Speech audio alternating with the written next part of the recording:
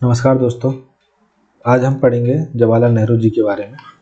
तो इनके विषय में जब हम political thoughts, social thoughts, economical thoughts in सबको पढ़ेंगे, साथ ही ये भी देखेंगे कि इन्होंने क्या कोई बुक लिखी है। ठीक है, तो इन तमाम चीज़ों को अध्ययन करेंगे और एक ब्रीफली इनके बारे में देखते हैं। जैसे कि जवाहरलाल नेहरू इंडिपेंडेंट भारत के पहले प्राइम मिनिस्टर, ठीक है, सबको पता है। और वो आज़ादी से पहले और बाद में भी भारतीय राजनीति के एक मुख्य नेता रहे। उनका जन्म 14 नवंबर 1889 को इलाहाबाद में हुआ था और वे भारतीय स्वतंत्रता संग्राम के एक प्रमुख नेता थे और महात्मा गांधी के मार्गदर्शन में काम किया। ठीक है, नेहरू जी एक विजनरी और मॉडर्न थिंकर थे जिन्होंने भारत को एक सेकुलर, डेमोक्रेटिक और सोशलिस्ट रिपब्लिक बनाने की नींव रखी। कैसा? सेकुलर,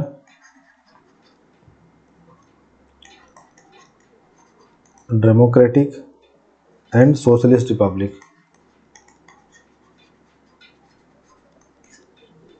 बनाने की नींव रखी। उन्होंने साइंस, टेक्नोलॉजी और एजुकेशन को प्रमोट किया ताकि एक आधुनिक भारत का निर्माण हो सके।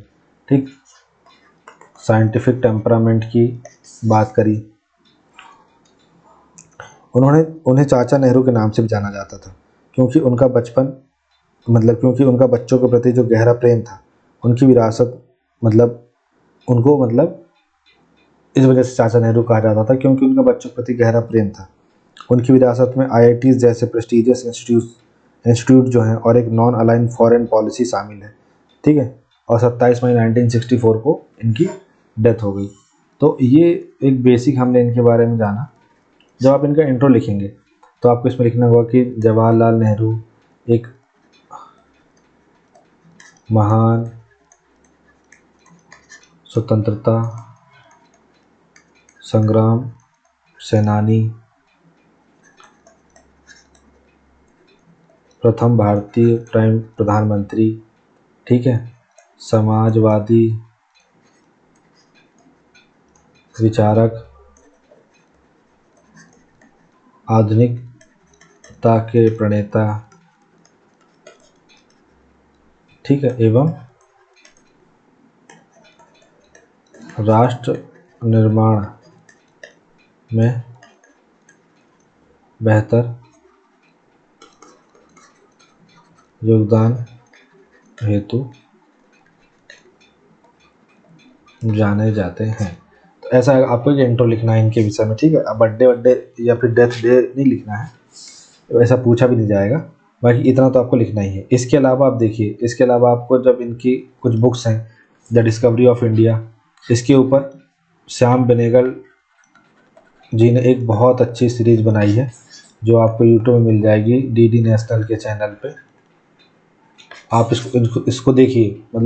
आप जिसको भी तैयारी करनी हो या फिर आपका इंटरव्यू हो या आपको एक बेसिकली समझना पूरा ब्रीफ में, तो सब कुछ आपको मिलेगा। आपको संगम काल भी मिलेगा, शिलापतिगारम से लेकर के मणिमेखला तक सब कुछ आपको इसमें मिलेगा। आपको एंशियंट हिस्ट्री से लेकर के इंडस वाली सिविलाइजेशन से लेकर के मॉडर्न एज तक सब कुछ मिलेगा। आर्ट एंड कल्चर मिलेगा। इतनी प्यारी किताब है ये कि लिटरली में आपको किताब पढ़नी चाहिए। और आप अगर किताब नहीं पढ़ पा रहे हैं तो आप बिल्कुल ये एपिसोड को देखिए। और इसमें एक से एक कलाकार आपको वर्तमान में जिनको आप बहुत पसंद करते हैं, पीयूष मिश्रा जी मिलेंगे आपको, इरफान खान मिलेंगे उसमें आपको, ठीक है, ढेर सारे लोग मिलेंगे, बड़ी नसरुद्दीन शाह मिलेंगे उसमें आपको, ओम पुरी मिलेंगे उनमें आपको, अनुपम खेर मिलेंगे आपको उनमें। तो ढेर जितने अच्छे अच्छे लोग हैं नेशनल स्कूल ऑफ ड्रामा के, सब मिल जाएंगे आपको इनमें। तो आप इसको ज़रूर देखिए, मस्ट रिकमेंडेड चीज़ है ये। फिर the glimpse of world history इनकी किताब है। एन ऑटोबायोग्राफी टुवार्ड्स फ्रीडम इनकी किताब है। लेटर्स फॉर अ नेशन इनकी बुक है। और letters from a father to his daughter, Indira Gandhi ji को ये पत्र लिखा करते थे, तो उसका एक संकलन है, letters from a father to his daughter, कि ग्रोइंग पीरियड में तुम्हें कैसे रहना है, या फिर तुम इन चीज़ों के बारे में क्या सोचना, उन चीज़ों के बारे में क्या सोचोगी, इन सब चीज़ों के बारे में। यहाँ तो आदमी साल साल भर बात नहीं करता बच्चों से, है ना। ठीक है, तो हम इसमें देखते हैं कि इनके राजनीतिक विचार देखते हैं। पहला, लोकतांत्रिक समाजवाद, डेमोक्रेटिक सोशलिज्म, अर्थात नेहरू समाजवादी आदर्शों में विश्वास करते थे। पहली बात तो ये मतलब इनकी जो आइडियोलॉजी थी काइंड ऑफ, मतलब इनका ऐसा ऐसा कहा जाता था कि जैसे नेहरू जी जो अपने जिस घर में रहते थे, तो उसमें क्या था कि एक पेड़ था जो कि इस तरीके का था, ठीक है। मतलब ये जो पेड़ था इस तरीके का था। तो क्या हुआ कि दो चार लोग ऐसे नेहरू जी के साथ टहल रहे थे और उन्होंने नेहरू जी को कहा कि नेहरू जी, आपके जो घर है जहाँ पे आप रह रहे हैं, वहाँ के पेड़ भी आपकी आइडियोलॉजी को समझते हैं कि आपका लेफ्ट की ओर झुकाव है, ठीक है। तो इस तरीके से मतलब जो नेहरू जी का लेफ्ट की ओर झुकाव था भी, तो समाजवादी आदर्शों में विश्वास करते थे, जहाँ राज्य आर्थिक असमानताओं को कम करने में एक प्रमुख भूमिका निभाता है, जबकि स्वतंत्रता और समानता जैसे लोकतांत्रिक मूल्यों को सुनिश्चित करता है। तो राज्य क्या करता है, आर्थिक असमानता को कम करने में भूमिका निभाता है, वहीं स्वतंत्रता और समानता जैसे लोकतांत्रिक मूल्यों को सुनिश्चित करता है। दूसरा, धर्मनिरपेक्षता। नेहरू ने धर्मनिरपेक्षता को दृढ़ता से बढ़ावा दिया, एक ऐसे राज्य की वकालत की जो बिना किसी पक्षपात के सभी धर्मों के साथ समान व्यवहार करे। जैसे आप देखिए क्या हुआ, जब सोमनाथ के मंदिरों का वो था री इनॉग्रेशन था, ठीक है, रिनोवेशन हो रहा था जब, तो फिर क्या हुआ, उसका जब उद्घाटन होना था तो उसमें राजेंद्र प्रसाद जी को बुलाया गया। तो नेहरू जी ने कहा कि आप एक धर्मनिरपेक्ष राष्ट्र के राष्ट्रपति हैं और मुझे ऐसा लगता है कि आपको नहीं जाना चाहिए, ऐसे धार्मिक समारोह को अटेंड नहीं करना चाहिए, इससे अच्छा एग्जाम्पल सेट नहीं होगा। पर राजेंद्र प्रसाद जी थोड़ा सा रूढ़िवादी ऑर्थोडॉक्स क्लास के थे और उन्होंने इस चीज़ को अपने ईगो में लिया और फिर वो गए भी वहाँ।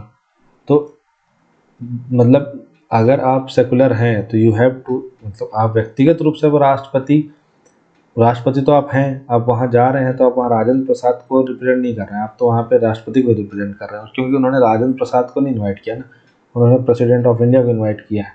तो आप जब उन्होंने प्रेसिडेंट ऑफ इंडिया को इनवाइट किया तो आप राजेंद्र प्रसाद बन के कैसे जा सकते हैं। तो इस तरीके से क्लैशेस हुआ और फिर वो गए भी, जबकि नहीं जाना चाहिए था, क्योंकि मतलब नेहरू जी का ऐसा मानना था कि वी आर सेकुलर कंट्री, और फिर ऐसे हम कल को कोई मस्जिद का इनॉग्रेशन होगा तो फिर आपको फिर वहाँ भी जाना पड़ेगा, क्योंकि फिर आप वहाँ नहीं जाएंगे तो फिर एक मसला खड़ा हो जाएगा, फिर कोई चर्च रिनोवेट होगा तो आपको वहाँ जाना पड़ेगा, इस तरीके से। तो नेहरू ने धर्मनिरपेक्षता को दृढ़ता से बढ़ावा दिया, एक ऐसे राज्य की वकालत की जो बिना किसी पक्षपात के सभी धर्मों के साथ समान व्यवहार करे। अगला, संसदीय लोकतंत्र। नियमित चुनावों, बहुदलीय प्रणाली, प्रमुख स्तंभों के रूप में बोलने की स्वतंत्रता के साथ संसदीय लोकतंत्र का समर्थन किया इन्होंने, ठीक। Non align movement.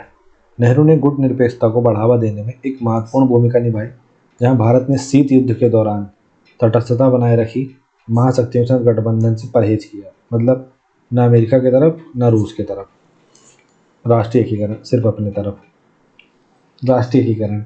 नेहरू ने विविधता में एकता के महत्व पर जोर दिया और भारत की क्षेत्रीय और सामाजिक अखंडता को बनाए रखने के लिए सांस्कृतिक सद्भाव को बढ़ावा दिया। तभी देखिए, अगर दलाई लामा तिब्बत से भाग के इंडिया अगर आ रहे हैं तो उनको शरण भी दे रहे हैं धर्मशाला में। मानव अधिकार और स्वतंत्रता। नेहरू ने व्यक्तिगत स्वतंत्रता की वकालत की और यह सुनिश्चित किया कि भारत का शासन बुनियादी स्वतंत्रता की रक्षा करे। इसके अलावा अंतर्राष्ट्रीयवाद। नेहरू ने विश्व शांति, सहयोग, मजबूत वैश्विक संबंधों की वकालत की और भारत की कूटनीतिक उपस्थिति स्थापित करने में बड़ी भूमिका निभाई, जैसे संयुक्त राष्ट्र और नेम की स्थापना में भारत की भूमिका। तो ये नेहरू के राजनीतिक विचार थे। वही अगर हम सामाजिक विचार देखें, जो मैं आपको पहले बता चुका हूँ कि आपको क्या क्या लिखना है, ठीक है। धर्मनिरपेक्षता, धार्मिक सद्भाव तो था ही, समानता और सामाजिक न्याय की बात तो करते ही थे, जातिगत भेदभाव को खत्म करने की वकालत करते थे, सामाजिक समानता में विश्वास करते थे, हाशिए पर पड़े समूहों का उत्थान की बात करते थे, ठीक है। सभी के लिए शिक्षा की बात करेंगे, शिक्षा सामाजिक प्रगति की नींव के रूप में सार्वभौमिक शिक्षा पर जोर दिया, वैज्ञानिक सोच को बढ़ावा देना, आईआईटी, एम्स जैसे संस्थानों की स्थापना भी की। फिर महिलाओं का सशक्तिकरण।